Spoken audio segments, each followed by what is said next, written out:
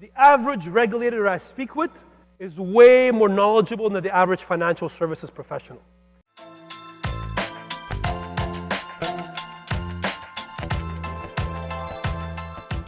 I can tell you out of my personal experience, the average regulator I speak with is way more knowledgeable than the average financial services professional. Make no mistake, a lot of regulators, they're on Bitcoin Talk, they're on the Telegram channels, they know exactly what is happening right now. And really I have to say, a lot of these regulators have stepped up over the last couple of months across the world in some of the developments that we have seen. There's actually a research that my team has done. We now believe about 60% of regulators have announced some kind of crypto policy, which comes to about ballpark 90% of GDP. But what's even more interesting is when you look at how they've done it. You know, when I look at globally, there's really three big buckets of policy approaches that we've seen. The first one is very principle-based, like Liechtenstein. Liechtenstein enacted actually it's on consultation where they don't even mention the word blockchain.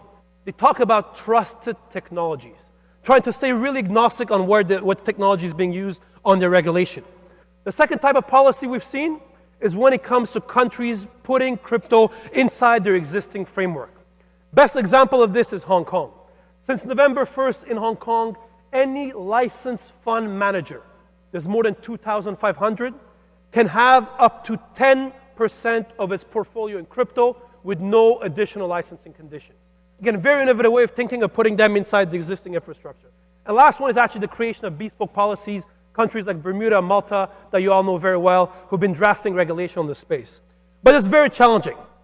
There's obviously a lot of challenges for policymakers, and this is impacting institutional players as well. One of them is the buy-in of the local players.